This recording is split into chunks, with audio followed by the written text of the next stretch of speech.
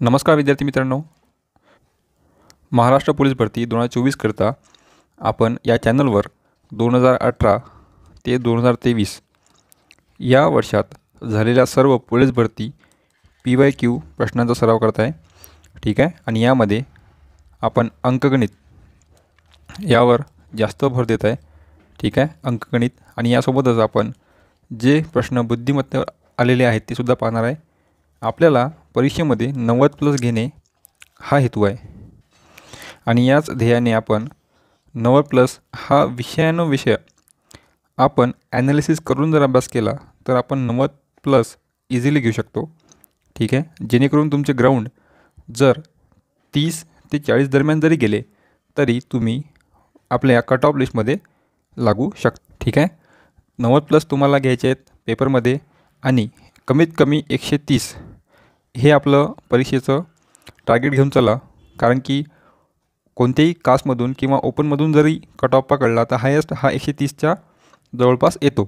ठीक आहे. 130 घेऊन चला म्हणजे जेणेकरून तुमचा कट ऑफ फिजिकलमध्ये आणि पेपरमध्ये चांगला येईल. ठीक आहे.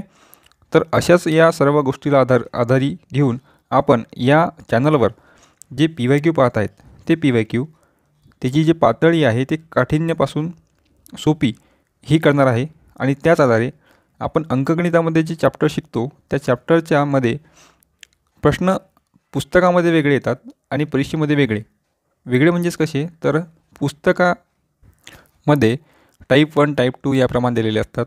पेपरमध्ये कधी शेकडेवारी, कधी सरळ व्याज, कधी चक्रवाढ व्याज याप्रमाणे येतात आणि विचारण्याची पद्धतसुद्धा थोडी वेगळी असते. आणि हेच समजण्याकरिता आणि असे प्रश्न जर परीक्षेमध्ये आले तर ते लवकर सोडवण्याकरता आपण PYQ पाहत असतो. ठीक आहे. तर पाहूया काही महत्त्वाचे गणितं. पहा, पहिलं गणित आहे. जर A वजा B चा 40% बरोबर A अधिक B चा 20% आहे तर B हा A च्या किती टक्के आहे. ठीक आहे. सोपं गणित आहे.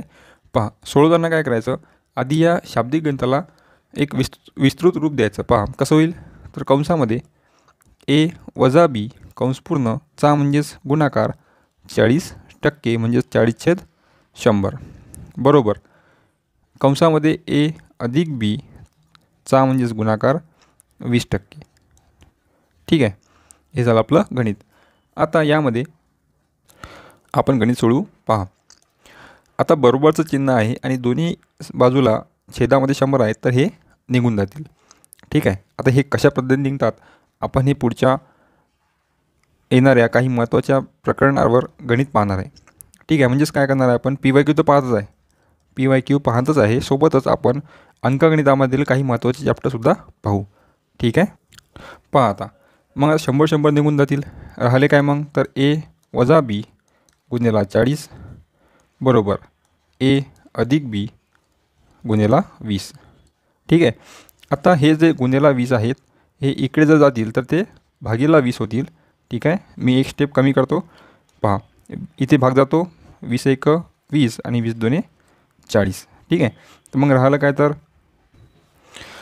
A वजा B गुणिले 2 बरोबर A अधिक B.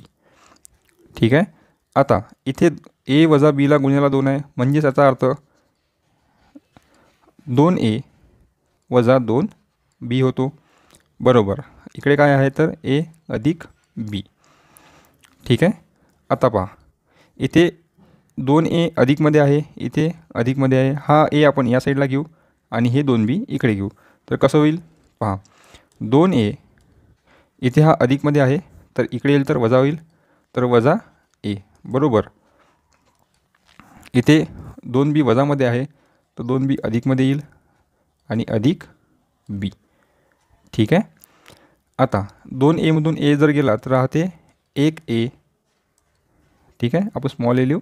1A बरोबर 2B अधिक B तर मग 3B. ठीक आहे.